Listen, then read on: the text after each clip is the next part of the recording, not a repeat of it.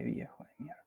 ¿Dónde tiene el machete? ¿En el mismo en la Claro, misma pantalla? a ver, y si yo les comparto ese, y sí, si no pierde la magia, si no, no van a... Ahí Van a está, ahí ya no le vemos el machete, profe, no se preocupe. claro, si no me pongo nervioso, por favor. A ver, y si yo cambio, cambia, pero mirá lo que es esto, esta es la tecnología. Qué fenómeno. No te preocupes si no anda la cámara, mira. Bueno, antes que arranque con esto, que está hermoso y todo lo demás, les consulto. Porque en breve voy a empezar a cometer una serie de herejías académicas durante los próximos, supongo que 25 o 30 minutos. Alguien de los no me pueden decir que no, de los 177 que somos acá, ¿alguien es profesor de educación física o preparador físico o ha hecho algún curso alguna vez en su vida de esto? Sin miedo. Oh,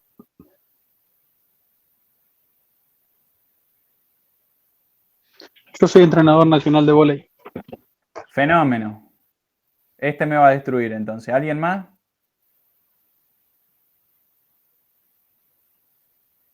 ¿Es Javier o Xavier?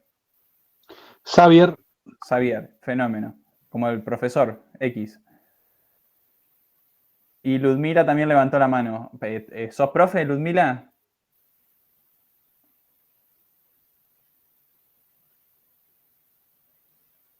No anda el micrófono, pero sí, profe. Listo. Bueno, entonces vamos a tener acá dos referentes que van a ser importantes para mí en las próximas clases, así que a partir de ahora me van a esfumar completo. Y por otro lado, van a ser como los que más representación van a tener en los debates, supongo. El resto va a debatir tranquilo, pero estos dos muchachos me van a prender fuego con fundamento y eso asusta un poco. Para arrancar, vamos a ir desde lo básico. Sepan que, primero, yo no soy profesor de educación física, no soy preparador físico, soy médico y estoy formándome como especialista en medicina del deporte y del ejercicio. ¿Qué quiere decir eso? Que las herramientas que yo tengo en preparación física son las mínimas, ¿sí? Y en general son las que me he dado solo, no es mucho más que eso, lo que uno se da como formación y qué sé yo. ¿Eso qué quiere decir? Que yo como médico lo que he hecho es más allá de que haya leído libros que tal vez son propios de la preparación física, qué sé yo, el Paul Comfort, Weineck, después Matveyev, algunos de esos autores que tal vez son importantes. Bueno, yo los he leído, he hecho mi recopilación y he puesto acá lo que para mí es importante como médico para médicos. Eso quiere decir que puede ser que para estos dos muchachos que tienen tal vez más conocimiento en el área, me quede escueto y hasta me quede flojo en algunas cosas. Así que eso entiéndanlo. De entrada les pido disculpas, pero bueno, la idea es poder darles las bases para que después cuando hagamos evaluaciones de rendimiento y todo lo demás, lo encaminemos hacia lo que vamos a hacer nosotros como médicos y no tal vez como lo haría un profe o un preparador físico. ¿Se entiende hasta ahí? Sí, sí. Fenómeno. Ahora que ya me excusé de absolutamente todo, entonces no me van a decir nada, vamos a arrancar con las generalidades de la preparación física. Bueno, arrancamos, o sea, como para ir desde lo básico, desde los tipos de contracciones musculares, ¿no? Entonces vamos a tener, en principio, contracciones que van a ser más bien estáticas y otras que van a ser más bien dinámicas. En las estáticas lo que vamos a tener es una contracción del músculo, pero sin que haya un movimiento articular, ¿sí? O sea, las articulaciones quedan quietas y el músculo se contrae. En cambio, en las dinámicas hay contracción muscular con movimiento de la articulación. Cuando hablamos de estático, entonces hablamos de isométrico. Cuando alguien hace una sentadilla isométrica, por ejemplo, hacemos una posición como de semisentado con flexión de rodilla 90, apoyado con la espalda en la pared, estamos hablando, y nos quedamos quietos ahí estamos hablando de una sentadilla isométrica, por ejemplo, ¿no? Ahora, si yo agarro la barra, bajo, subo, estoy haciendo, fíjense, concéntrico cuando subo según el músculo del que yo esté hablando, ¿no? Por ejemplo, en cuádriceps yo contraigo el cuádriceps, cuando lo contraigo es concéntrico y cuando esa contracción lo hago pero alejando las articulaciones, en ese caso estoy haciendo excéntrico. Entonces fíjense que una cosa es el isométrico y otra cosa es dentro del dinámico lo que es excéntrico y concéntrico. Esa es la clasificación básica. Después van a ver que por ejemplo, lo primero que yo pienso es, ahí tengo una persona que está haciendo pesas, ¿no? Pero si alguien corre, si alguien juega al fútbol, si alguien hace danza, en general, nosotros hablamos de un movimiento dinámico, en donde la fuerza no siempre es la misma, donde la forma de contracción no siempre es la misma. Y después tenemos el trabajo en gimnasio, en donde en general el trabajo es lo que se llama como isotónico. Entonces yo siempre en la contracción manejo siempre el mismo tono muscular en esa contracción. En principio eso, ¿no? Lo que va a suceder a nivel cardiológico, funcional o como quieran llamarle, es que en general el ejercicio isométrico hace que yo contraiga todos los músculos a la vez, ¿no? Entonces yo los mantengo y los mantengo contraídos. Sí, sí, Xavier. No, toqué sin querer. Ya pensé que me iba a retar, no me asusté, No. me entra la taquicardia, hermano, no, por favor. Dame 5 más y después me empezás a destruir, no hay drama. Pero tirarme un ok aunque sea. Así que bueno, entonces, como les decía, lo que tiene el trabajo isométrico es que cuando yo contraigo, no contraigo solamente el músculo, sino que estoy apretando todas las estructuras asociadas, ¿no? Que están en ese compartimiento. Entonces también contraigo a nivel arterial. Entonces, si yo mantengo la contracción en esas arterias durante un tiempo, lo que hago es aumentar la presión. Entonces, el trabajo isométrico, en general, es un trabajo que se hace a presiones más altas. Y el trabajo que es más bien dinámico, como sea, o sea el aeróbico, si ustedes quieren, como para ordenarlo un poco más fácil en la cabeza, lo que va a hacer es que el músculo contrae y afloja, necesita oxígeno, necesita más flujo, entonces necesita más volumen y es un trabajo de mayores volúmenes pero menores presiones. ¿Qué quiere decir esto? Que el trabajo que es dinámico tiende a aumentarme la frecuencia cardíaca, a manejar otros volúmenes, entonces termino haciendo una hipertrofia excéntrica del corazón con aumento de las cavidades para poder solventar eso. Y el trabajo que es más bien isométrico, que me levanta la presión, me va a generar una hipertrofia, pero del tipo concéntrico, por el tema de que necesito más fuerza para poder seguir bombeando la sangre frente a la resistencia que estoy teniendo del otro lado de la válvula.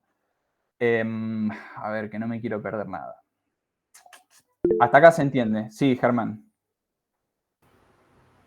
Puede ser que también se le diga que es de maniobra de Valsalva, el isométrico, ¿no? No, la maniobra de Valsalva es otra cosa. La maniobra de Valsalva en realidad es cuando vos generás presión a nivel del abdomen. Lo que vos estás mencionando ahí en realidad es lo que vos le pedís más de una vez al paciente, al deportista o a quien sea para que realice ciertos ejercicios. Pero no todos los ejercicios llevan una maniobra de Valsalva puntual, porque según el tipo de carga que vos uses, no es lo mismo alguien que levanta poco peso que alguien que levanta mucho peso. En general, el que levanta mucho peso, como corresponde, ¿no? que viene con su tiempo de entrenamiento, que ha generado un síndrome de adaptación a lo largo del tiempo, la Valsalva que te va a hacer en realidad es por medio de armar el tonel a nivel del core, ¿no? Es como inflo la panza y después trago. Y en general, la Valsalva que vos le vas a pedir a alguien que recién arranca es lo que se llama DPT o diafragma perine transverso. O sea, vos le pedís que genere la misma Valsalva, pero llevando el abdomen más hacia adentro, no meter la panza, sino como la contracción más hacia adentro para generar mayor estructura a nivel lumbopélvico y del core. Pero en realidad es otra cosa. ¿Sí? En el isométrico tal vez lo usás, pero no sería como la principal función. Perdón, estoy nervioso, la primera clase, muchachos, entiéndanme. Bueno, hasta acá entiendo que ustedes me siguen. Bueno, vemos acá, esto que dice acá como trabajo estático, hace referencia a esto del trabajo isométrico. Perdón, antes de esto. Cuando ustedes hacen trabajo en gimnasio, en general van a hacer esto que yo le decía, el isotónico, que es la contracción con un mismo tono durante todo el esfuerzo.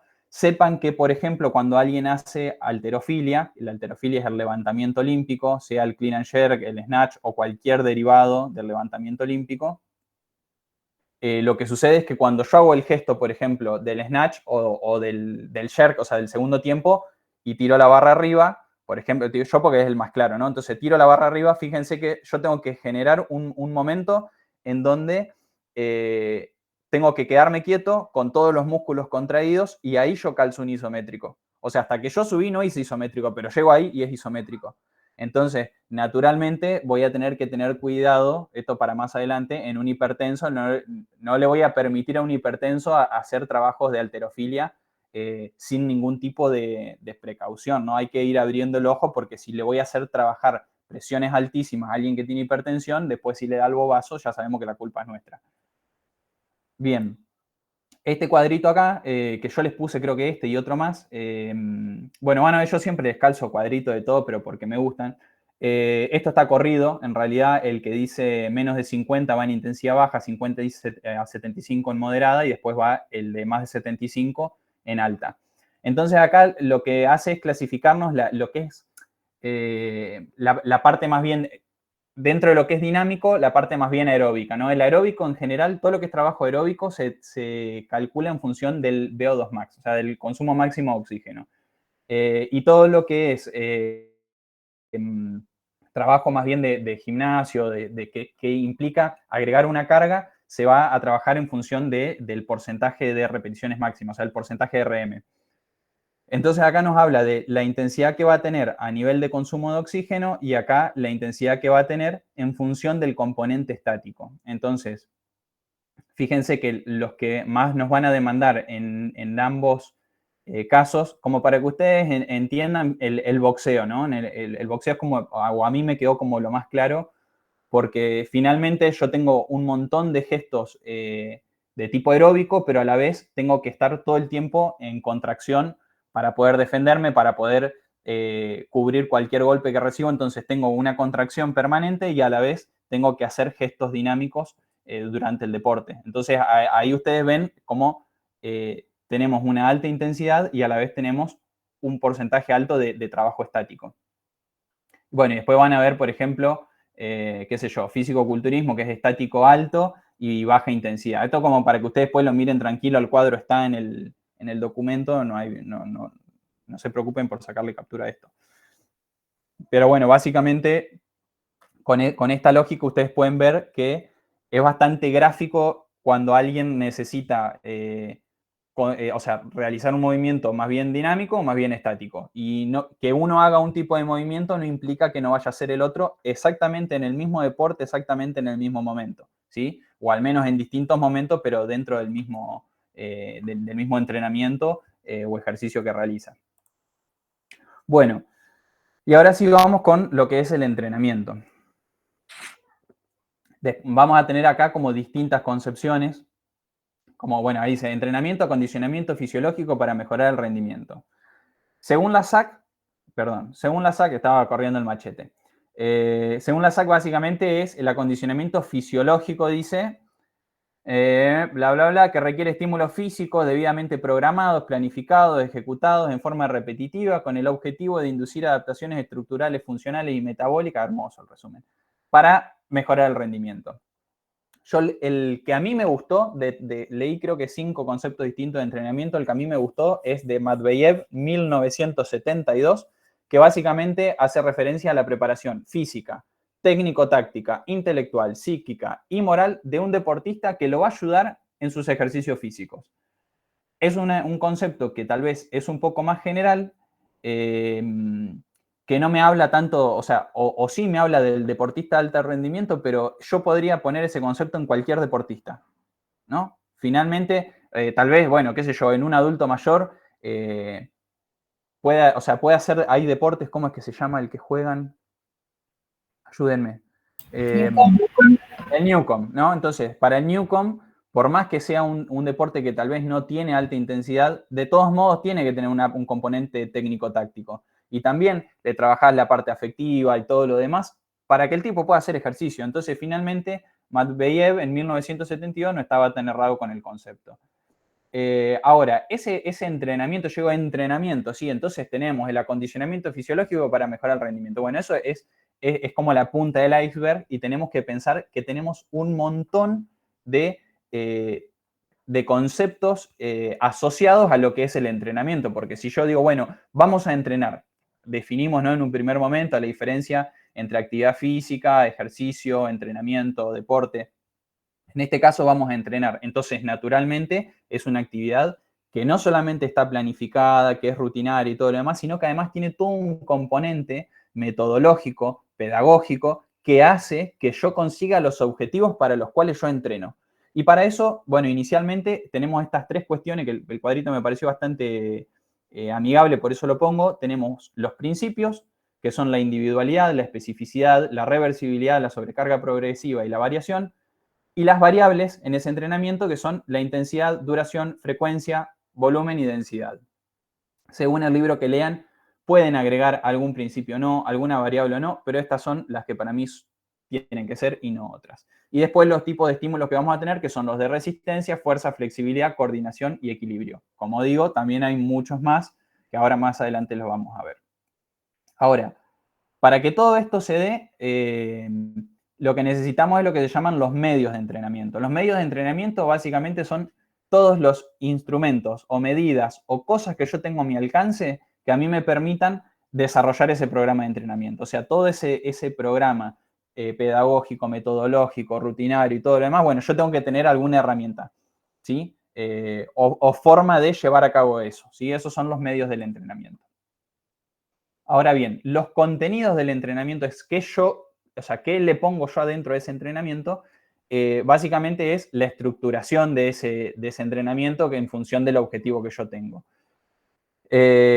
Los ejercicios que vamos a poner dentro de ese plan de entrenamiento que vamos a hacer es el eje fundamental, ¿no? Y los ejercicios son los que constituyen la forma de trabajo primordial de esto que vamos a hacer. Por lo tanto, yo tengo que pensar qué tipo de ejercicios va a haber en ese entrenamiento que vamos a realizar. Como les digo, recuerden, esto es por médicos, para médicos. Entonces, yo acá, ténganlo en claro y si quieren se lo tatúan. Yo no les voy a enseñar a hacer un programa de entrenamiento. Eso es una incumbencia del preparador físico y del profesor de educación física. Yo lo que les doy acá son herramientas conceptuales para que ustedes no queden como unos nabos cuando hablan con un profe, básicamente, ¿ok? ¿Por qué? Porque ustedes no pueden, como médico, hablar con un preparador físico. Yo, por ejemplo, estoy trabajando en fútbol. Y vos hablás con el preparador físico y le decís, no, escúchame, mirá que tiene una tendinopatía del femoral, del bíceps femoral. Ajá, te dice, ¿qué puede hacer? Y vos queda, no, que baje la carga. Ok, ¿y qué puede hacer? Y entonces te dice, ¿puede hacer trabajo excéntrico? Entonces vos tenés que buscar, decir, ¿qué corno me está diciendo el flaco este? Bueno, no podemos estar así. Entonces, de nuevo, si quieren, se lo tatúan. Yo no les voy a enseñar a hacer programa de entrenamiento porque eso es un quilombo y eso hay gente que estudió específicamente para eso. Acá ustedes lo que van a aprender conmigo es a entender el idioma. ¿Ok? Esto es, entiendo el idioma para poder discutir, no de igual a igual, pero al menos hablar el mismo idioma para que el debate sea real. Porque si no, yo tengo que quedarme callado y escuchar. ¿Sí? Entonces, cuando yo entiendo de qué se trata, también puedo no solo escuchar al preparador físico, al profe, al técnico, a quien sea que tengo adelante, al mismo deportista, sino que además, o sea, entiendo lo que me plantea y mis indicaciones van a ser más precisas también. ¿Se entiende eso? Listo. Bien, entonces, como les decía, vamos a tener distintos tipos de ejercicios. Hay ejercicios para el desarrollo general, ejercicios específicos y ejercicios de competición.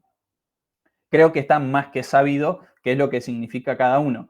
Pero básicamente, el desarrollo general, fíjense, dice capacidades y destrezas básicas. Yo no puedo mandar a alguien a jugar al fútbol si no sabe correr. ¿Ok? No puedo no puedo mandar a alguien a hacer un levantamiento olímpico si ni siquiera tiene una estructura sólida a nivel de la cintura lumbopélvica. Si no me puede hacer una sentadilla como corresponde, no le puedo pedir que me haga un segundo tiempo como un campeón después, ¿no? O una cargada. ¿Cómo yo hago que el tipo me haga una cargada, que me levante el peso desde el piso, se lo lleve al pecho y tire una sentadilla profunda si ni siquiera puede hacer una sentadilla a 90 grados? Entonces, el desarrollo general es aprendamos a hacer lo básico, aprendamos a hacer estructura. ¿Por qué digo esto? Porque más de una vez van a tener pacientes que van a decir, no, yo estoy entrenando en mi casa. ¿Qué estás haciendo? No, estoy haciendo calistenia. Ajá, ¿qué haces? Dominadas. ¿Cuántas veces hiciste dominada en tu vida? Nunca. O sea, ¿tenés el rango de movilidad articular de la cintura escapular como para hacer una dominada de entrada? ¿No tenés, o sea, no tenés miedo de romperte? Bueno, entonces esas cosas vos tenés que poder entender lo que te está diciendo el paciente y tener banderas rojas. Esto es lo básico. Entonces, entiendan que primero ponemos los cimientos y después empezamos a construir la casa. Los ejercicios específicos son los que ustedes tienen que pensarlos como aquellos que me van a llevar más al deporte, ¿no? Entonces, si por ejemplo, estoy corriendo, bueno, después será correr con pelota, hacer pases, patear la pelota. Después tenemos los ejercicios que son, perdón que vaya al fútbol, pero es lo que me viene más fácil, ¿no? Es facilismo puro, no es otra cosa. Si no me retan, pero no se hagan drama, que cada uno lo hará en función de lo que le gusta. Y le servirá para hacer el trabajo mental. Fíjense, el ejercicio de competición dice, mejora la totalidad de los componentes del rendimiento de forma compleja y estrictamente relacionada con la modalidad deportiva. Hago un sprint, es una cosa. Hago un sprint con pelota, es otra. Hago un sprint y veo quién está libre, le tengo que pasar la pelota, tengo que ver el hueco para meterme ahí porque yo sé que hablé con el técnico que me dijo que tengo que correr en diagonal para aquel lado. Ok, entonces implica no solamente el gesto de correr, no solamente el gesto de manejar una pelota, sino pasarla, recibirla, encontrar a ese jugador para pasarle la pelota y además ubicarme en el lugar que me tengo que ubicar. Entonces fíjense que hay un nivel de complejidad mucho mayor, ¿sí? Eso sucede en todos los deportes. Con sus bemoles digo, pero en todos los deportes sucede lo mismo. Bien, entonces acá tenemos los que son los principios generales del entrenamiento.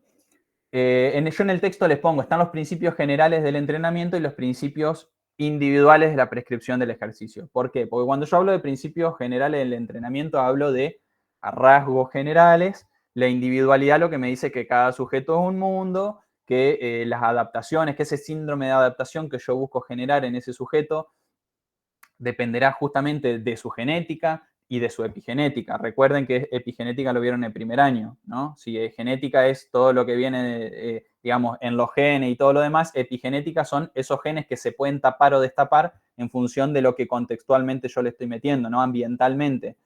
Si yo tengo genéticamente predisposición a tener colesterol alto y siempre hice ejercicio y comí bien y qué sé yo, bueno, lo más probable es que no tenga. Ahora, si con la predisposición genética soy sedentario, como cualquier cosa, como frito, grasa, esto, lo otro, bueno, sí, en la sumatoria me va a dar que voy a tener colesterol. Bueno, entonces la individualidad en el entrenamiento es exactamente lo mismo. Después, la especificidad tiene que ver con, qué es lo que yo estoy entrenando, ¿no? Con qué criterio yo doy lo que doy. Entonces, si a mí viene una bailarina, ¿no? Y me dice, bueno, estoy haciendo danza clásica. Bueno, no le voy a tirar cargas máximas. Eso lo dirá o Xavier o lo dirá, espera que no me acuerdo el nombre. Por suerte, mira, no le anda el micrófono, así que no me va a poder retar. No, lo podrá decir Ludmila, ¿no? Pero digo, no la voy a poner a hipertrofiar, le voy a hacer un macrociclo de 1 año de hipertrofia a una piba que lo que quiere es estar relativamente estilizada y con buen rango de movilidad articular para poder hacer danza clásica. La reversibilidad tiene que ver con que yo se los hablo en criollo porque ustedes después van a leer el documento y está todo bien redactadito. Me importa que ustedes entiendan el concepto básico. Y después con el texto van a decir, esto es lo que me estaba diciendo el boludo este. Bueno, la reversibilidad tiene que ver con que todo eso que yo logro como adaptación fisiológica puede regresar, ¿no? A su estado basal. Si ustedes se acuerdan, cuando estuvieron en trabajo y tiempo libre, había un paper que yo supongo que lo siguen dando porque no sé si modificaron las cosas. Y en ese paper hablaba de la prescripción de la actividad física en el niño, en el adolescente y qué sé yo. Y cuando ven la parte del niño, lo que dice es que la mejor forma de lograr un adulto sano es tener un niño activo, pero no porque el niño que es activo va a lograr adaptaciones fisiológicas, cardiovasculares, respiratorias, metabólicas y todas las otras para toda su vida, sino porque el niño que entrena desde que es chico lo que logra es tener constancia. Entonces, un niño que logra tener constancia de niño entrenando es un adulto que va a tener constancia de adulto entrenando. ¿Se entiende? Entonces, las adaptaciones fisiológicas las mantiene por el hecho de la constancia del entrenamiento, no por haber entrenado de chico. Porque después ustedes tienen un tipo que tiene obesidad central, que es tabaquista, que es hipertenso, que es diabético, y te dice, no puede ser, doctor, si entrené toda mi vida. Y hace la pausa para respirar porque si no se agita. Entonces, bueno, no, capo. O sea, entrenaste cuando eras chico, tenía 10 años, jugaste el mundialito y después no hiciste nunca nada en tu vida. Entonces, naturalmente, vas a tener un adulto que tiene un montón de riesgos asociados porque en realidad el entrenamiento de la niñez no le dio nada porque no tuvo constancia. ¿Y qué pasó? Tuvo esa reversibilidad en las adaptaciones que tenía. Entonces, es importante que el tipo que entrena se mantenga entrenado. ¿Sí? Y es importante que también, que alguien que entrena y que entrena profesionalmente y que tiene los recesos, sea el invernal, sea el de verano, sea el entre competencias, cada vez que vuelve a entrenar, también tuvo una pequeña regresión en su estado, ¿no? Persona que más de 10 días no entrena, bueno, empieza a tener regresión, tanto en la fuerza como en la agilidad, como en la coordinación, y más adelante en el porcentaje de masa magra y de masa grasa. Entonces, cuando alguien vuelve de vacaciones y arranca la pretemporada, vas a tener un preparador físico que te dice, hay que matarlo porque tienen que arrancar con todo, porque si no, no llegan. Y hay otro que te van a decir, capaz que arrancamos más despacio, porque si me viene desentrenado y yo lo agarro como si estuviese entrenado a pleno, lo rompo, ¿no? Y así pasa después que ustedes si hacen las estadísticas en más de un club, y no le estoy diciendo amateur, le estoy diciendo de primera división, se encuentran con un porcentaje altísimo de lesiones porque tenían que romperlo porque era la pretemporada. Y después tener la mitad del plantel con riesgo de relesión, porque cualquier persona que se lesiona tiene un riesgo del 16% de relesionarse la misma estructura, ¿no? Entonces, esas cosas tienen que ver con los principios generales del entrenamiento. Y la sobrecarga progresiva y la variación, si bien son principios que son individuales, yo en general los pienso siempre como juntos, como un conjunto. ¿Por qué? Porque la sobrecarga progresiva tiene que ver con justamente cargar progresivamente. O sea, la carga que yo manejo me genera un síndrome de adaptación, logro una nueva homeostasis, entonces tengo que generar una nueva carga para lograr una nueva homeostasis. Si yo vengo cargando 50 kilos de sentadilla y me hago el pillo y tiro 150, lo más probable es que termine con una lesión medular. Bueno, genio, sobrecarga progresiva. ¿Ok? Entonces, de ahí lo importante es que cuando uno va al gimnasio siempre tenga un profe o un preparador físico preparado para eso, ¿no? Porque podrán decirnos tanto Xavier desde su formación como Ludmila de la suya, que de preparador físico, como de profe, como les digo yo, de médico, se recibe cualquiera. Y un título solamente te da un título, no te da más que eso. Entonces, sépanlo para cuando se reciban, que ustedes van a ser médicos y lo único que les dio el título de médico es el título. Y después todo lo demás es ustedes con una mano atrás y otra adelante viendo qué es lo que hacen con la vida. Entonces, la sobrecarga progresiva, volviendo a esto, tiene que ver con eso, con hacer cargas con progresiones, no hacer saltos en esas cargas que yo estoy dando. Y la variación tiene que ver con que yo una vez que aprendo un ejercicio, me adapto a hacer ese ejercicio. Eso es lo que algunos fisiólogos llaman el engrama motor. El engrama motor es la estructura mental que yo tengo a la hora de realizar un movimiento. ¿Sí? No me voy a meter en ese concepto porque es bastante complejo y también corro riesgo de pifiar yo. Pero básicamente el engrama motor es eso, es el esquema neuronal con el que yo realizo un movimiento. ¿Sí? Cuanto más niño soy, más fácil, o sea, cuanto menos edad tengo, más fácil es adquirir un engrama motor. Por eso en los niños yo lo que tengo que darle es multiplicidad de movimientos. Cuanto más movimiento le doy, mejor, porque el tipo aprende a mover el cuerpo de mayor cantidad de maneras posible. ¿Sí? Ahora, de nuevo, si yo voy a trabajar con un adulto que no hizo nunca, no sé, remo, ¿no? Va a hacer canotaje o algo por el estilo, yo primero tengo que ver qué movimiento puedo hacer. Porque tal vez no tiene una escápula alada, no tiene un síndrome de hombro congelado, tiene un buen rango de movilidad articular, pero nunca hizo el gesto. Entonces, si nunca hizo el gesto, lo más probable es que termine cargando estructuras que no tiene que cargar. Entonces, yo primero tengo que evaluar el gesto, tengo que entrenar el gesto, tengo que hacerlo mirar videos del gesto, porque solamente, o sea, uno aprende de lo que hace, de lo que ve y de lo que ve que hizo, ¿no? Entonces, yo aprendo viendo videitos, sí, se aprende viendo videitos, pero viendo videitos de gente que sabe hacer. Entonces, Veo el tipo, el campeón en canotaje, qué sé yo, ok, lo veo a ese. ¿Cómo hace? ¿Cómo entrena? Y tengo el preparador físico al lado que me dice, mira, capo, fíjate cómo pone el hombro, fíjate cómo levanta el codo. Ok, listo. Ahora voy yo, entreno, trato de hacer lo mismo, el profe me corrige, bla, bla, bla. Bueno, después, si me filman, ves que este está haciendo así, vos estás haciendo así, levantá más el codo, bajá más el hombro, tirate más adelante, tirate más atrás. Bueno, entonces, para lograr eso, ¿no? Del engrama motor, lo que yo tengo que hacer es lograr estructura. Esa estructura, la variación tiene que ver con el engrama motor. Yo primero hago un ejercicio, lo aprendo, y después empiezo a variar el ejercicio. ¿Se entiende? O sea, la variación del ejercicio, porque si no van a ver ustedes que hay algunos gimnasios, hay algunos preparadores que lo que hacen es, vas un día y haces un ejercicio, vas otro día y esta vez a la sentadilla hacela con Bosu, y vas al otro día y esta vez la sentadilla hacela con la bandita puesta en la rodilla y decís, bueno, si yo todavía no aprendí a hacer sentadilla. Entonces, primero aprendo lo estructural, primero aprendo a hacer sentadilla, después veré si ya logré una buena sentadilla, si le pongo más carga, y afianzo la sentadilla con más carga y después veo de bajar la carga y agregarle complejidad. Entonces, yo puedo ir variando, pero no puedo variar el ejercicio, meterle carga, meterle intensidad, porque si no, no sabemos qué hacer. ¿Sí? Entonces, también esto sirve para la anamnesis cuando ustedes tienen un deportista adelante. Pues el deportista te dice, no, me duele acá.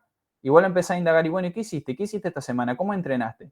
Y no, hicimos esto, hicimos lo otro. Y bueno, cuando vos empezás a hacer el análisis, capaz que el tipo te hizo 3 ejercicios distintos que servían para lo mismo y vos le decís, bueno, vamos a hacer, qué sé yo, un FMS para evaluar la funcionalidad básica. Y el tipo te tiembla en una sentadilla, te tiembla cuando te hace una posición unipodal. Bueno, entonces vos no le podías haber variado los ejercicios, o vos no podrías haber dicho, che, varíame los ejercicios, o te acepto que me varíes los ejercicios cuando yo no estoy pudiendo hacer el primero. ¿Sí? Porque si no, también la culpa es del preparador físico. Y no del jugador que como quiere jugar, entonces cierra la boca y le dicen, hace así, y el tipo va y entrena. Entonces, ahí es cuando nosotros como médico tenemos que estar atentos, si trabajamos en un club, de ver cómo se mueve ese jugador y de tener preparadores físicos, técnicos y todo lo demás que estén preparados para ver esos jugadores cómo se mueven. ¿No? Decir, che, mirá, no estás pudiendo hacer una sentadilla como corresponde. Vamos a trabajar aparte, vamos a hacer un diferenciado y trabajar la sentadilla. Bueno, entonces vos te dedicas a no variarle el ejercicio a ese chico y trabajarle en todo caso que aprendes en grama motor y después progresas. Perdón, yo estoy en un cumple y avanzo para cualquier lado. Ahí voy. Bueno, entonces acá, en cuanto a los tipos de estímulos, básicamente vemos acá la capacidad del rendimiento deportivo, que lo que nos va a decir es que tan bien o no tan bien tenemos cierto gesto o actividad deportiva motora como corresponde, ¿no? Entonces yo para poder rendir como corresponde tengo que tener un cuerpo que esté acorde. Y tener un cuerpo que esté acorde, fíjense que implica varias cosas, ¿no? Desde lo técnico, desde la condición física, ¿sí? De las capacidades táctico y cognitivas, de las capacidades sociales también. Esto también es importante. Hay un módulo que es exclusivamente de psicología del deporte, porque esto juega un rol fundamental en alguien que por más que esté preparado, esto lo puede llevar al triunfo o lo puede destruir. Entonces, también me parece que es importante eso. Y vemos acá esto que yo les decía de los tipos de estímulos. Ustedes van a ver en el texto que habla de capacidades físicas básicas y después habla de otras capacidades físicas que son las derivadas y unas intermedias. Tenemos las básicas que son fuerza, resistencia y velocidad. Esas intermedias que son son coordinación y flexibilidad y también menciona el equilibrio. Y por último vamos a tener las derivadas que son la agilidad y la potencia. ¿Por qué? ¿Por qué estas son las derivadas? Porque implican más de una condición física básica para poder llevarse a cabo. ¿Sí? Fíjense que la potencia es hacer algo que me implica mucha fuerza y mucha velocidad al mismo tiempo. ¿Sí? Y la agilidad me implica un gesto que me requiere coordinación, flexibilidad, velocidad y en muchos casos también potencia. Por lo tanto, también necesito tener no solo la velocidad para la agilidad, sino también fuerza en el gesto.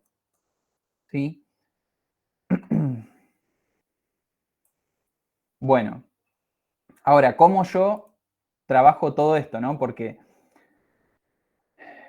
yo lo que tengo que ver es cómo yo voy a entrenar a mi deportista en función, yo no, el preparador físico, pero para que me entienda, digo, ¿cómo se prepara un deportista en función del deporte que hace? O cómo se prepara, el deportista es una persona, digo, yo sujeto de 31 años sedentario que no hago un carajo, digo, bueno, quiero empezar a hacer ejercicio. Bueno, ¿qué tengo que fortalecer? ¿Qué estímulos necesito? Bueno, dependerá de los objetivos, ¿sí? Esto que decíamos, a alguien que hace danza clásica, yo no le voy a meter todo el tiempo un estímulo de fuerza. No es que no necesite fuerza, ¿no? Pero tal vez gran parte de mi rutina esté dada por la flexibilidad, por la movilidad, por la coordinación.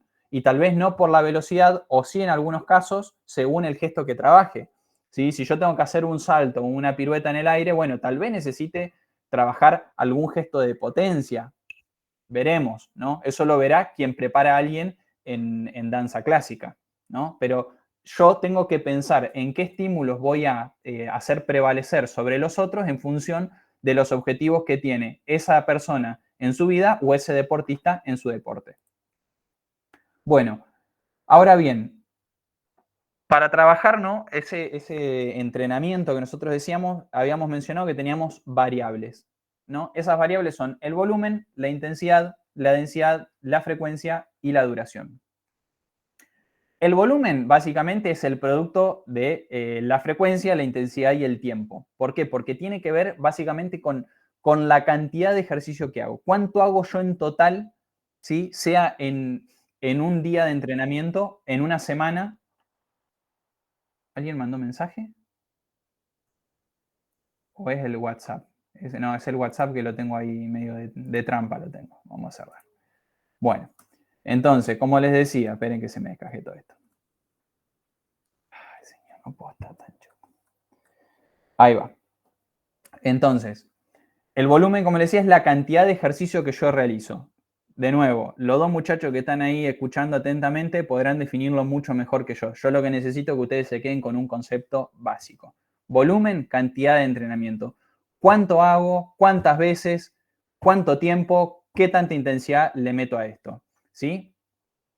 Ahora, la intensidad tiene que ver, es un aspecto más bien cualitativo, ¿no? Si quieren ponerlo en términos de carga, es la potencia, si ustedes quieren. Es qué tan rápido ejecuto yo algo o cuánta carga le pongo yo a algo en un mismo tiempo, ¿no? Si yo hago, no sé, 10 repeticiones en X tiempo, tengo cierta intensidad. Ahora, si yo hago más repeticiones en el mismo tiempo, aumenté la intensidad. Pero si yo sigo haciendo la misma cantidad de repeticiones, pero aumento la carga, también tengo mayor intensidad. ¿Sí? Entonces, esas son variables que va a manejar precisamente un preparador físico. No es mi intención, de nuevo, que ustedes la manejen. Sí, tener tal vez una noción básica de decir, bueno, a ver, me metiste un intermitente lunes, martes, miércoles. El jueves tiraste un entrenamiento, no sé, de fuerza máxima. El viernes y el sábado tiraste otro intermitente o saliste a correr 3 horas y bueno, sí, puede ser que la intensidad que metiste por cada sesión fue alta y que el volumen total además fue muchísimo para lo que tenías que entrenar. Entonces ahí empezamos a jugar con el manejo de todas las variables del entrenamiento mismo, ¿no? Después tenemos lo que es la densidad, que básicamente es la relación trabajo-pausa, ¿no? Esa es como la idea que yo tengo en la cabeza con la que me gustaría que se queden. Densidad es relación trabajo-pausa. Es cuánto tiempo de trabajo por cuánto tiempo de pausa. En general se usa intraejercicio o interejercicio y en algunos casos se usa intersesión. Lo que pasa es que si yo hablo de intersesión, o sea, entre una sesión y la otra, yo se los recomendaría pensarlo en todo caso en un mismo día, ¿no? Si hago una sesión de fuerza a la mañana y una sesión de resistencia, qué sé yo, al mediodía o a la tarde, bueno, pensar cómo yo distribuyo eso, lo pienso como densidad en cuanto a lo que yo hago en el día, ¿no? Si yo ya voy a hablar de qué distancia hay entre un entrenamiento y el otro en la semana, estamos hablando de frecuencia, que básicamente tiene que ver con el número de días por semana que yo dedico a ese programa de ejercicio. Y la duración tiene que ver con el tiempo total de esa sesión de entrenamiento. Bien, hasta acá. ¿Se entendió todo? Sí, profe, perfecto. Ok. ¿Alguien no entendió algo? ¿Voy muy rápido? ¿No modulo?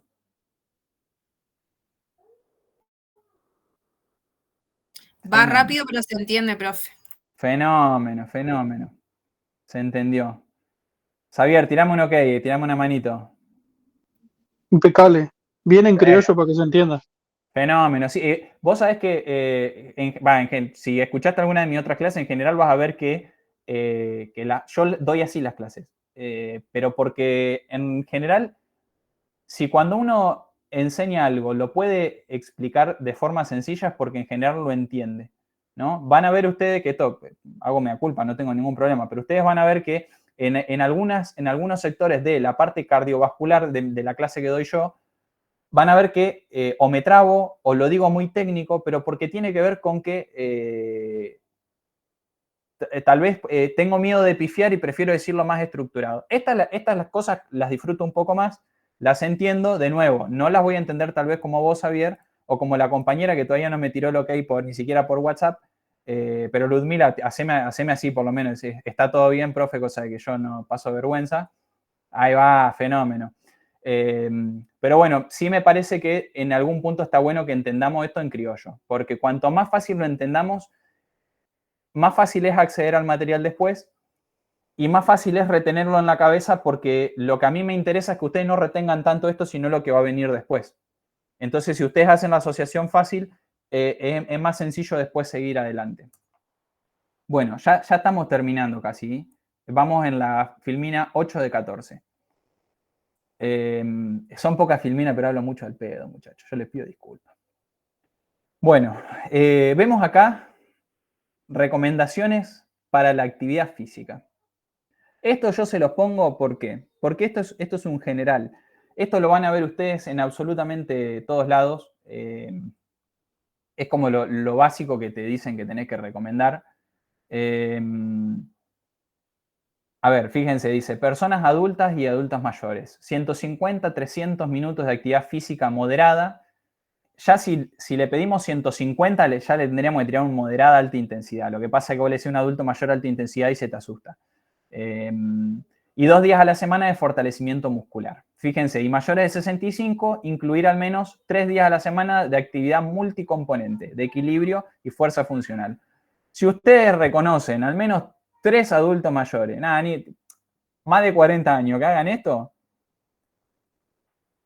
es imposible, es muy difícil conseguir gente que haga todo esto como corresponde, o sea, como corresponde, como está la recomendación.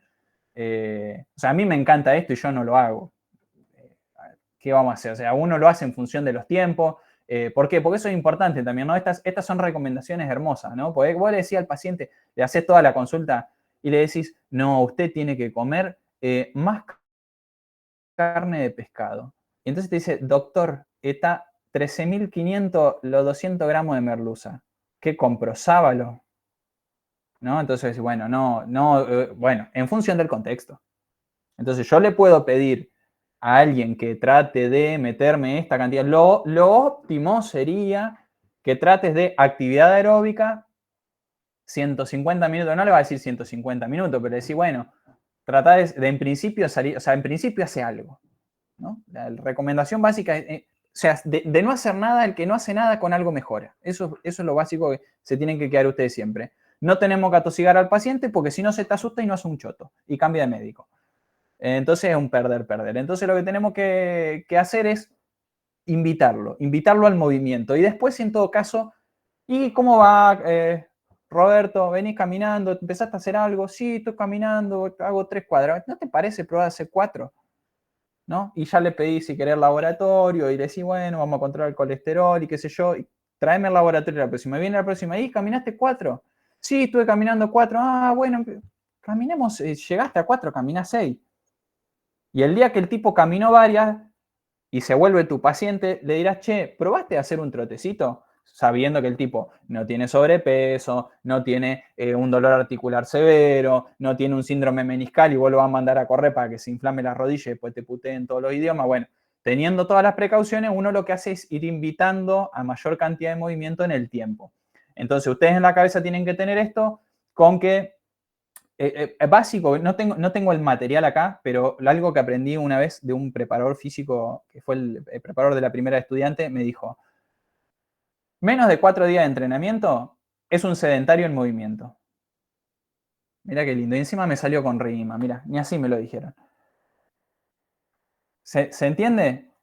Más de 4 días, a 4 días o más es un tipo activo. Cuando yo pongo en la historia clínica, paciente activo, ok, más de 4 días de entrenamiento. Menos de 4 días de entrenamiento, paciente sedentario en movimiento o paciente sedentario en actividad. ¿Por qué? Porque hay investigaciones que muestran que con 4 días de entrenamiento para arriba, o sea, 4, 5, 6 como mucho, porque después de los 5 días ya se estanca la cantidad de entrenamiento que hace, no tiene mucho sentido hacer 6, 7, pero con 4 días o más tenemos el efecto óptimo para, digamos, resolver todas estas cuestiones de las enfermedades crónicas no transmisibles, mejorar la funcionalidad y todo lo demás, ¿no? Y menos de 4 días como que, bueno, frenamos un poquito el riesgo, pero no es que terminamos, no es que tenemos tanto efecto beneficioso. Entonces ustedes así ponen la vara un poco más alta y saben que el tipo que por más que esté caminando, el factor de riesgo lo tiene igual. Entonces pensemos acá, ¿sí? Importante esto, 30 minutos por día, 3 veces a la semana si querés hacete 50 minutos, tratemos de meterle un poco de intensidad, 2 días a la semana fortalecimiento muscular. El entrenamiento de fuerza es fundamental para jóvenes, para adultos y para adultos mayores, ¿sí?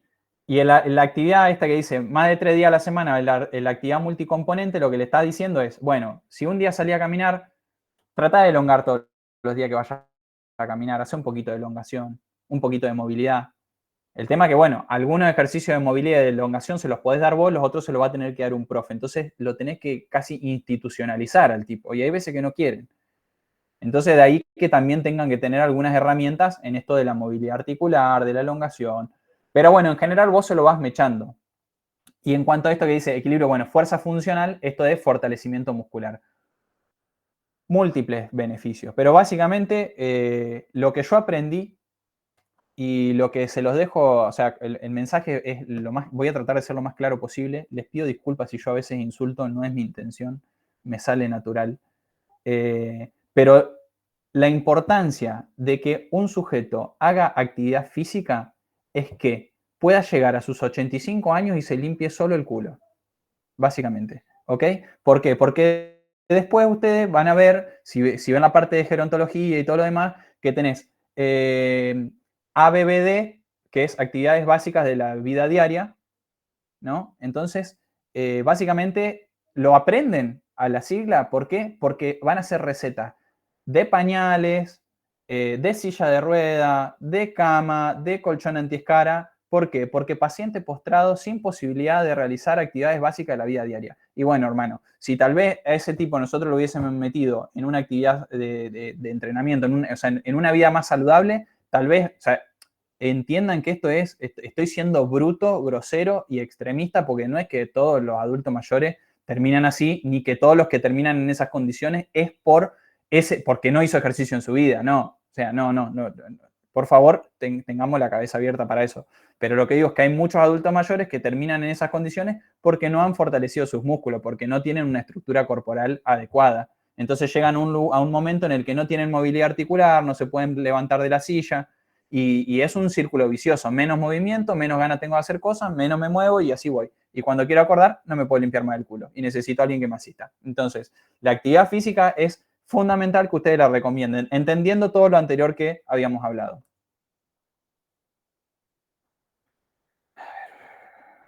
Bueno, ahí está. Acá tenemos lo que es la monitorización de la carga. Esto ya es más entrenamiento. Esto ya es más del profe. Yo me meto porque soy un desubicado. Pero también está bueno que ustedes al menos tengan una noción. Lo de la monitorización de la carga tiene que ver con que siempre que yo pongo a alguien a hacer ejercicio y le genero un estímulo, en general, post-estímulo baja su rendimiento.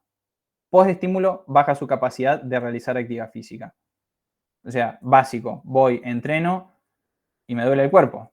O estoy cansado o estoy fatigado. Bueno, sí, O sea, naturalmente baja esa capacidad. Pero después vuelvo a mi estado basal y recupero un poquito más, ¿no? Eso es el síndrome general de adaptación. Desciendo mi estado físico porque le metí un estímulo, lo desequilibré, llego a un nuevo equilibrio que es un poquito mejor que el anterior. Ese es el punto de la nueva adaptación, esa nueva homeostasis, ese proceso, esa curva que está acá, ese firulete, es ese síndrome general de adaptación, en donde yo me voy a un lugar mejor que el que estaba. Ese es el punto en el que yo le tengo que generar un nuevo estímulo. Porque yo le voy a generar un nuevo estímulo y ese nuevo descenso no va a estar tan abajo como el anterior. Y la seguidilla de estímulos en esa nueva homeostasis que voy generando entrenamiento a entrenamiento es lo que me lleva a que el tipo vaya mejorando su funcionalidad, mejorando su rendimiento, mejorando su calidad de vida. Ahora bien, fíjense, esto de acá es lo que debiera pasar si yo le genero los estímulos correspondientes. Si yo le genero el estímulo, lo dejo estar, las primeras veces lo que va a pasar es que tal vez vuelva al estado basal. Pero si yo lo sigo jodiendo, lo que va a pasar es que a la próxima que yo lo joda, o sea que le genero un estímulo antes de tiempo, o sea que me demore mucho en darle un nuevo estímulo. Micrófono prendido, Mariano. Fenómeno. O sea, si yo me apuro en generarle un nuevo estímulo, o se lo demoro mucho, lo que va a pasar es que cada vez que yo genero un nuevo estímulo, ese tipo va a estar, o esa mina, quien sea, sujete, con E. Esa persona lo que va a suceder es que, no te rías, Germán, te vamos a tirar un chiste, si no se vuelve un bodrio. Encima que esto es monótono. Entonces, lo que digo es, si yo me apuro con el estímulo o me demoro, esa persona va a estar cada vez más cansada, cada vez va a tener más dificultad para lograr una nueva adaptación y voy a llevarlo a lo que se llama como síndrome de fatiga crónica, ¿no? Genera un tipo que está destruido, básicamente, y lo que va a suceder es que esa persona va a terminar con mayor riesgo de lesión. Eso pasa también, o sea, no solo en cualquier sujeto de la vida en general, sino que en los deportistas es lo que suele pasar habitualmente. Hay algunos deportistas que están como con una sobrecarga de entrenamiento, entonces genera un nuevo estímulo, y cuando quiero acordar, el tipo no llega a adaptarse al nuevo estímulo, y le estoy generando otro y le voy cortando las piernas, hasta que el tipo te hace una sobrecarga, se desgarra y vos decís, ¿qué pasó que te desgarraste? ¿No estás comiendo bien? Y no, capo, no pasamos de entrenamiento. Bueno, también puede ser porque no come bien, también puede ser porque esté estresado, también puede ser porque quiso dar el máximo, porque tiene una presión por parte de los familiares, porque tiene que salvar a la familia. Entonces pegó el pique de su vida y se desgarró entero. Y bueno, sí, no tiene la culpa ni el profe, ni el médico, ni la nutricionista. Entonces, bueno, esas cosas también hay que tenerlas en cuenta. Siempre recuerden, la responsabilidad es compartida, y no solo entre profesionales, sino también con el paciente. Bueno, y esto de acá, que yo son capturas que hice en algún momento de una clase, pero que las pongo porque me parecieron fenomenales, ¿no? Esto de cómo yo hago el abordaje para que ese sujeto mejore en el tiempo, ¿no? Entonces, fíjense lo que decíamos. Hablamos de patrones motores, de que le meto complejidad, de que qué sé yo. Bueno, primero necesito estructura. O sea, lo que sostiene los patrones motores y la función es la estructura, ¿no? Y la estructura se gana a partir de lograr respuestas sobre las fibras musculares. Mejor fibra muscular, más fuerte, que está optimizada, bueno, fibra muscular que trabaja como corresponde. Entonces yo primero optimizo estructura. Después voy a la cuestión de la funcionalidad en el movimiento, ¿no? Porque si yo tengo un viejo que le está costando moverse, yo digo, ojo, digo viejo desde el concepto de psicología del segundo año que ustedes vieron cuando hablan de viejo, que uno no lo hace con mala intención, sino que es el concepto salvable de viejo. Después el preconcepto que tenga el otro de lo que es viejo cuando uno lo menciona será problema del otro. Yo hablo viejo desde el respeto y hay material académico, así que también me avala. Pero a lo que voy con esto es que cuando ese viejo te dice, me cuesta hacer esto, me cuesta hacer lo otro, bueno, después verás en todo caso si le lográs total movilidad de tobillo. Y arranca a darle algún ejercicio para que tenga un poco más de estructura. Sí, le vas a dar movilidad de tobillo también, pero tal vez vas a priorizar que el tipo tenga un poquitito más de fuerza en ese ángulo que necesita para poder levantarse de la silla. Después se levantó de la silla y el tipo está chocho, porque a partir de ahora me levanto solo de la silla. Entonces le decís, bueno, vamos a trabajar movilidad, vamos a trabajar... Sí, vamos a darle para adelante, si ya me levanto de la silla. ¿Entendés? Entonces, bueno, hay que seguir un abordaje, como dice ahí, funcional, que tenga una lógica a la hora de prescribirle ese ejercicio. No porque lo vayan a prescribir ustedes, sino porque el paciente va a ir a ustedes y seguramente les plantee situaciones como esta y ustedes tengan que poder abrir el ojo frente a estas cosas. Fíjense que en cuanto a lo que es el orden metodológico, de nuevo, se avanza progresivamente. Primero vamos a ver qué alteraciones tengo. Fíjense, dice unilateralidades. Primero tengo que ver si el tipo tiene alguna dismetría. Primero tengo que ver si tiene algún déficit de fuerza. Primero tengo que ver si el tipo está rengo de una pierna o de la otra, de un brazo o del otro. Si tiene una escoliosis, ¿no? Si tiene una espina ilíaca más alta que la otra. Si tiene un valgo, un varo de rodilla. Si tiene un pie plano, ¿no? Si tiene una gonalgia por una artrosis, si es un paciente que tiene una artritis, digo, ¿el dolor le hace tener posturas antiálgicas? Ok, entonces, primero vamos a resolver lo básico. Como médicos, vamos a resolver que el paciente primero no tenga dolor, esto, lo otro, y después vamos a ver qué es lo que nosotros encontramos en esa evaluación básica. Entonces, yo lo que hago en mi consultorio, por ejemplo, veo un tipo que me dice, quiero empezar ese ejercicio, qué sé yo, o yo le recomiendo, lo que hago es lo evalúo, lo paro, lo miro, qué sé yo, y digo, bueno, a ver, este tipo, no sé, tiene debilidad de la cadena posterior. Entonces, yo le pongo, le hago todo el examen físico cardiovascular, respiratorio, bla, bla, bla. Si necesita el electro, le hago el electro. Eso también hay que ir mirando si yo necesito o no necesito el electro de entrada, porque tal vez le corto la actividad física solamente por pedirle un electro. Lo mando a hacer actividad física, le doy el apto físico para actividad recreativa. ¿Y qué pasa? Yo hago una orden aparte para el profe. Entonces, se evalúa al paciente de tal manera, se evidencia debilidad en cadena posterior, valgo de rodilla, tal cosa, tal otra. Punto. Yo, por ejemplo, recomiendo fortalecimiento de cadena posterior, comenzar con bajas cargas por debilidad tal cosa, bla, bla, bla. No mucho más que eso, ¿no? Y punto de abajo a consideración por el preparador físico. O sea, capo, sos vos el que sabe, no yo. Yo lo que te digo es, esto es lo que yo encuentro, esto es lo que yo diagnostico y el tratamiento es que fortalezca. Ahora, ¿cómo va a fortalecer? Sabrás vos, ¿no? Esto, o sea, es importante conocer el idioma, poder comunicarme con el otro, pero que el otro haga su trabajo. En todo caso, si quiere seguir o no mis recomendaciones, bueno, después si se lesiona y fue porque no siguió mis recomendaciones, bueno, yo di recomendaciones. Ahora, si después se lesiona porque yo di las recomendaciones, estoy pifiando yo. Entonces, cuando uno hace esa referencia y contrarreferencia, corre el riesgo de meter la pata, ¿no? Yo, por ejemplo, con algunos pacientes que tengo que les hago el seguimiento desde la medicina deportiva, les pido a veces si tienen el número de los profes, charlo con los profes, le pregunto qué tipo de rutina le dan, le pregunto, qué sé yo, si tienen algún día de descarga, cómo hacen ese día, si trabajan en circuito, si trabajan en serie, y en función de eso voy viendo, porque digo, che, mirá que está cargado de tal cosa, mirá tiene los gemelos cargados, ¿qué ejercicio estuvieron haciendo? Fíjate la semana que viene no darle tanto de esto por tal cosa. Que de hecho, por más que yo le diga, mira, está cargado de los gemelos, el profe ya sabe, o sea, no hay que tener que darle tantas explicaciones. Pero bueno, también eso te da un poquito más de espalda porque el profe también sabe que vos como médico no sos un médico cualquiera, sino que sos alguien que más o menos entiende del tema y que estás acompañando al paciente en eso que está haciendo, ¿no? Bien, esto que está acá, que es la organización de los macrociclos, yo de esto no hablé porque esto sí es muy específico de los profes, pero y que además todo depende, ¿no? Porque depende del tipo de ejercicio que haga una persona, depende del tipo de, si hace un deporte, el tipo de deporte.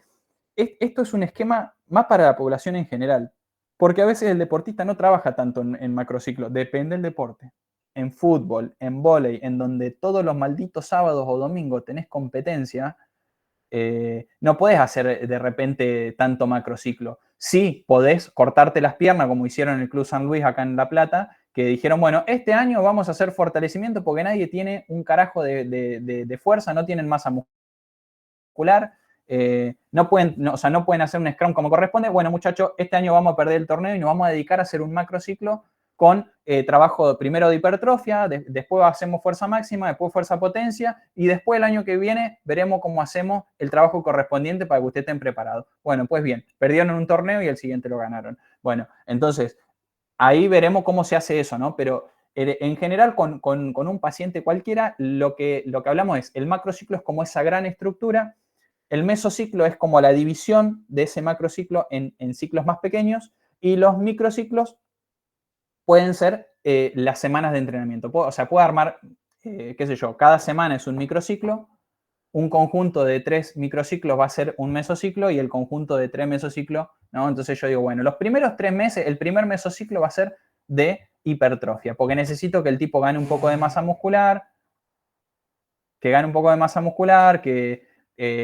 digamos, que tenga un fortalecimiento general para después poder hacer lo que yo le pido. Entonces, va a ser ese primer mesociclo es fortalecimiento muscular, ¿no? O estructural, le ponemos estructural. Entonces vamos primero con fuerza hipertrofia, vamos que gane un poco de rango de movilidad, y entonces lo vamos llevando, aumentando. Fíjense que va haciendo como una escalerita. ¿Por qué? Porque tengo la sobrecarga progresiva y descarga. Entonces, si yo le calcé 3 semanas a pleno, bueno, la última semana vamos a hacer un trabajito con menor intensidad. ¿Qué?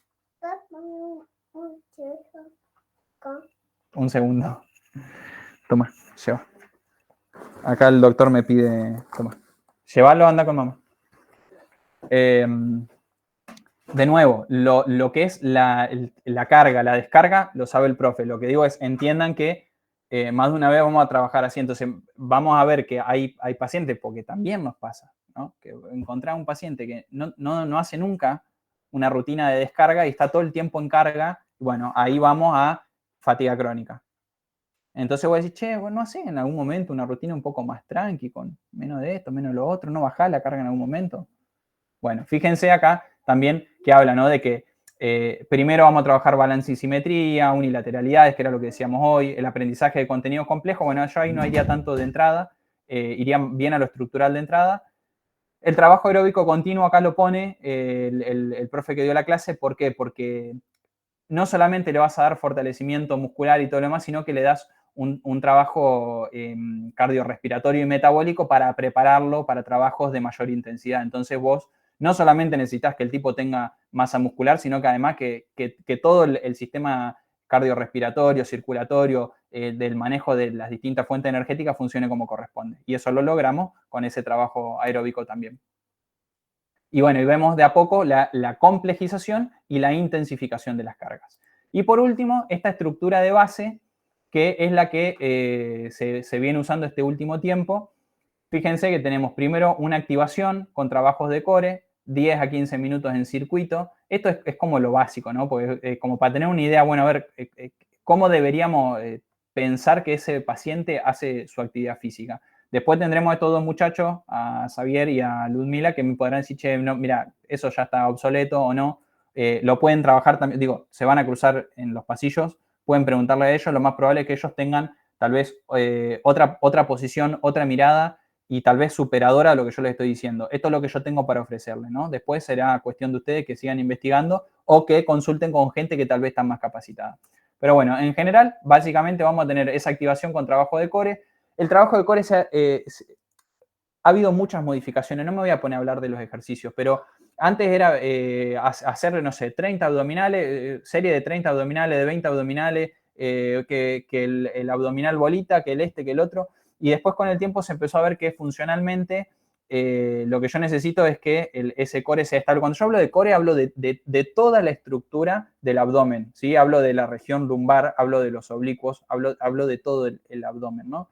Entonces, se empezó a trabajar con el tema de las planchas. Primero se empezó con planchas de 30 segundos, 1 minuto, 2 minutos. Y después, por ejemplo, en cuanto a lo funcional, lo vas a escuchar a Rubén Argemi, que era el médico de Boca, ahora no le dio el patatú, pero está en proceso, y a Anselmi también, que es un preparador físico bastante importante, que los tipos te dicen, ¿para qué quieras una plancha de 20 segundos? ¿Qué gesto importante, motor, vas a tener de 20 segundos concretos en donde vos estás haciendo fuerza que parece que te estás cagando? Bueno, no, genio. Lo haces en gestos puntuales. Entonces, se empiezan a trabajar planchas en función de la respiración, 6, 7, 10 segundos como mucho, y se lo trabaja más en circuito con ejercicios que tal vez me demandan más intensidad, con otros que me demandan menos, y entonces yo mantengo como un nivel cardiometabólico que lo voy aumentando a poquito, pero no me rompo de entrada. En esta parte también, además del core, no entra el trabajo de estabilidad lumbopélvica, la respiración, el tema del DPT, diafragma perine transverso.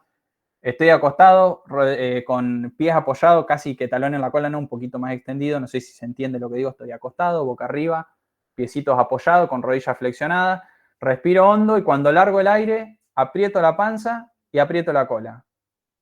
Cuando largo el aire, aprieto el diafragma. Cuando aprieto la panza, el transverso, junto con la respiración, ¿no? Y cuando aprieto la cola, como si estuviese reteniendo las ganas de hacer caca, para que ustedes lo entiendan, básicamente estoy apretando el perine. Entonces, diafragma, perine transverso. Primero hago con respiraciones, 6, 10 segundos, para trabajar eso, o sea, para poder activar esos músculos. Después puedo hacer puentes con ese mismo gesto, puedo hacer sentadillas con ese mismo gesto y lo obligo a tener ese engrama motor para que cuando yo haga la sentadilla con bajo peso o con un peso 40, 50% del RM, yo digo, bueno, hago así. Ya cuando estoy cerca del RM, o sea, estoy, qué sé yo, hago 2 repeticiones, no puedo hacer ese gesto. Tengo que trabajar el tonel con la valsalva como corresponde, ¿no? Y si es necesario, con el equipamiento correspondiente.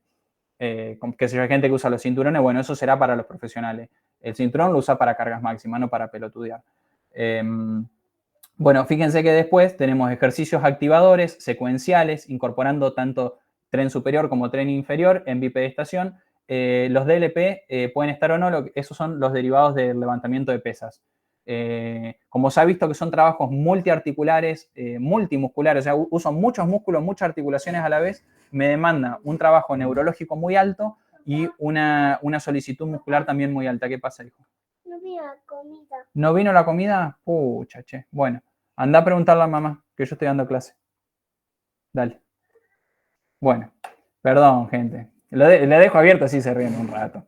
Entonces, se trabaja mucho ese tipo de ejercicios justamente por eso, ¿no? Porque tiene mucha demanda, tanto a nivel muscular como neurológico.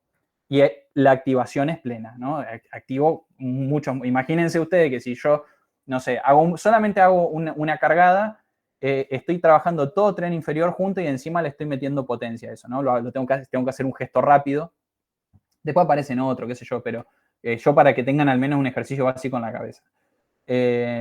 Fíjense, y tenemos los ejercicios activadores de ambos trenes. Y después viene el trabajo de tren inferior y el trabajo de tren superior. ¿Qué es el trabajo de activación?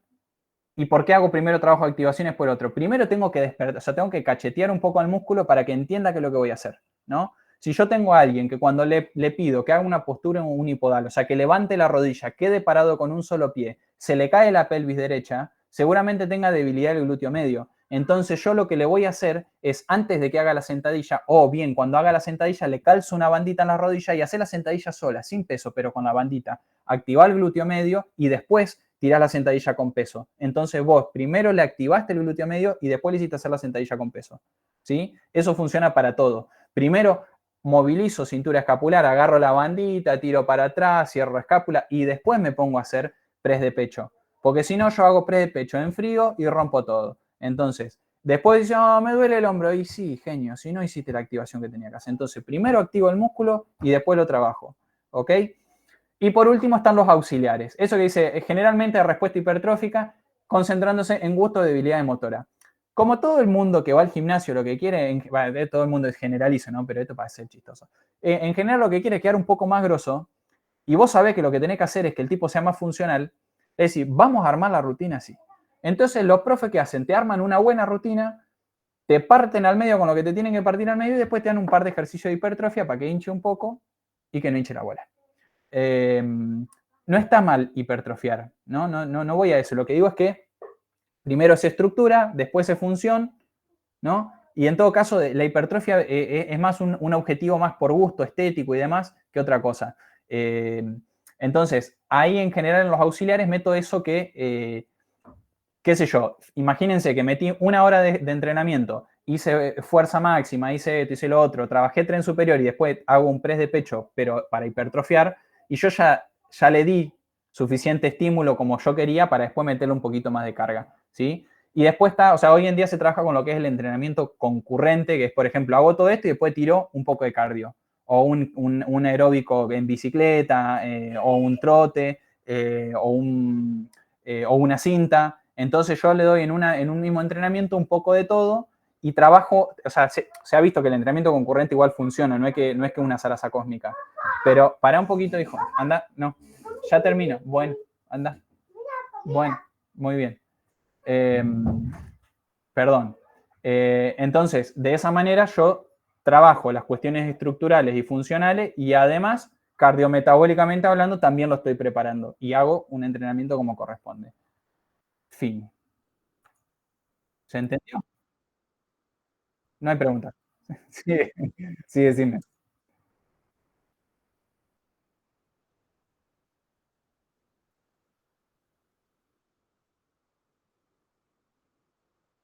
No, no, de nuevo, eso te lo va a decir el profe.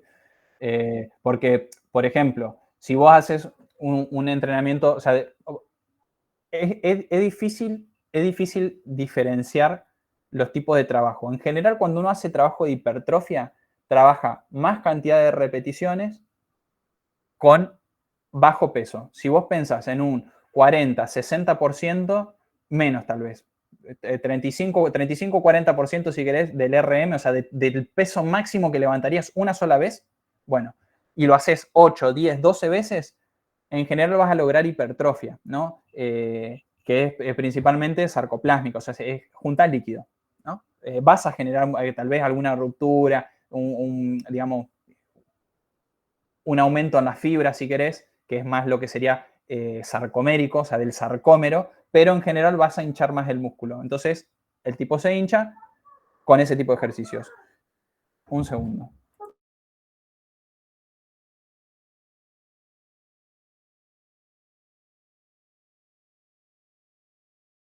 Perdón, tengo a mi hijo un poco intenso. Entonces, si después vas a tener el ejercicio que es más de fuerza máxima, que tiende a bajarte las repeticiones,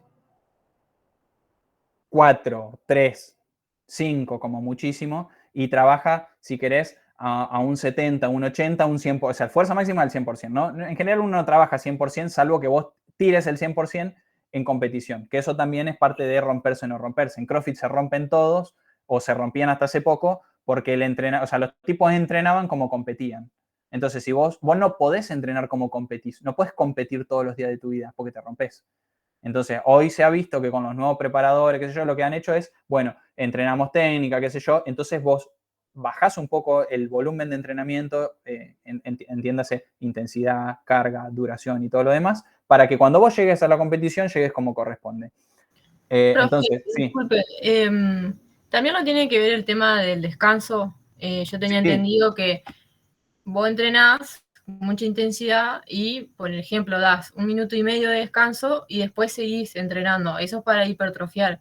Y después, si descansás más tiempo, lo que hace es generar fuerza. También no tenía entendido como los tiempos de descanso. Sí, eso tiene que ver con la densidad. En general, cuanto vos menos tiempo des de descanso entre serie y serie, lo que vos estás buscando es ver si vos recuperás la fosfocreatina, ¿no? El sistema de creatina-fosfocreatina, si recuperás, o sea, si lavas un poco de ácido láctico, si ese ácido láctico se reconvierte y se puede usar por vía oxidativa, ¿no? O si de repente restituís todo y volvés a la normalidad. En general, si vos usas en hipertrofia, se bajan los tiempos, ¿para qué? Para que vos no termines de deshacer el ácido láctico y que la generación de ácido láctico te genere vasodilatación, te genere estimulación de los factores RK, que son los que producen síntesis de proteína, digamos, lo que busca es que ese ácido láctico genere como transmisor de señales parácrinas, autócrinas, endocrinas, y lo que haga es que vos hinches el músculo, ¿no? Que tengas mayor vascularización, que tengas mayor fibra muscular y todo lo demás. Entonces, cuando vos entrenás fuerza, lo que vos querés no es hincharte. O sea, cuando vos entrenás fuerza máxima, lo que vos querés es reclutar la mayor cantidad de fibras. Y hay una ley que es la que vimos en el módulo 2, no, módulo, sí, 2 de músculo, que es la ley de Henneman, que hay un umbral en el que, hasta un cierto umbral, yo uso cierta cantidad de fibras. Yo voy a usar mayor cantidad de fibras cuanto mayor demanda yo tenga. Entonces, cuanto yo más me acerco a la fuerza máxima, más demanda tengo, más fibras recluto. Entonces, si yo quiero, por cada vez que hago mis repeticiones, reclutar todas las fibras, tengo que tener esa fosfocreatina al taco. Entonces, voy a dejarle un ratito más de descanso para recuperar la creatina y fosfocreatina, para tener el ATP correspondiente y volver a usar solamente esa fuente, que es de menos de 10 segundos. Por eso no puedo hacer 30 repeticiones. Te tiro 3 repeticiones máximas, submáxima, ¿no? 80, ponele. Y descanso 2-3 minutos, tengo la fosfocreatina de nuevo y sigo. Entonces no genero tanto ácido láctico, por eso el entrenamiento de hipertrofia, vos te hacen entrenar, no sé, por ejemplo, no quiero pifiar, pero creo que es pecho, tríceps, bíceps, espalda, tren inferior, ¿no? Entonces, vos entrenaste, el día que entrenaste pecho y tríceps, al otro día vos no entrenás pecho y tríceps porque te duele hasta el alma. ¿Entendés? Pero por la misma inflamación muscular que generaste ese día. Si vos entrenás fuerza máxima, salvo que hagas un entrenamiento muy prolongado, el otro día estás fresco como una lechuga, ¿no? O sea, vas a estar fatigado, qué sé yo, pero no es la misma molestia. Y podrías volver hasta entrenar el mismo tipo de entrenamiento sin ningún problema. En función del uso de la fuente energética, lo fisiológico y demás, después veremos cada individuo, de ahí los criterios, los principios individuales de la prescripción del ejercicio. ¿Sí?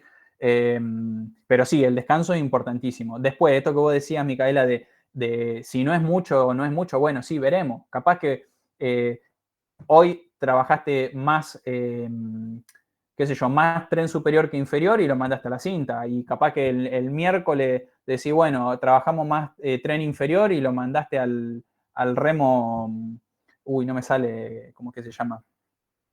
Al que tiene uy, bueno, no me acuerdo. Es uno que tiene como un dínamo que vos tirás y vuelve, ¿no? Entonces, Esas poleas.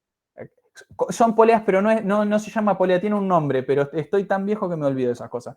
Pero bueno, lo mandás a hacer remo si querés, ¿no? No en polea, no en polea. Hay uno que es para el trabajo como si estuviese haciendo remo. Ya me voy a acordar. Y cuando me acuerde, a alguien se lo voy a decir para que lo reparta. Remo en barra T. No, pero no es una No, máquina. es el que tiene el asiento, digamos, que se moviliza también. ¿Puede ser? Ese mismo. Tiene un nombre. Ludmila le va a decir, este pelotudo no sabe ni cómo se llama. Pero bueno, ese que después Ludmila le va a decir, bueno, yo lo puedo mandar a hacer eso después de trabajar excesivo tren inferior, ¿no? Yo lo rompí con tren inferior, lo puedo mandar a hacer eso y está haciendo algún trabajo metabólico sin necesariamente que yo fatigue estructuras que ya fastigó en el entrenamiento. ¿Se entiende? De todos modos, si yo hice un entrenamiento de fuerza, que estamos diciendo que le damos la pausa correspondiente, que trabaja principalmente con creatina, fosfocreatina, que no le genero tanto ácido láctico, naturalmente lo podría mandar a hacer un trabajo metabólico y ese músculo no estaría tan destruido como para poder hacerlo. Y además, si le damos un aeróbico bajo, le sirve de regenerativo y permite que el ácido láctico, ese lavado de ácido láctico en realidad se pueda reutilizar por vía oxidativa por las fibras lentas. ¿Se entiende?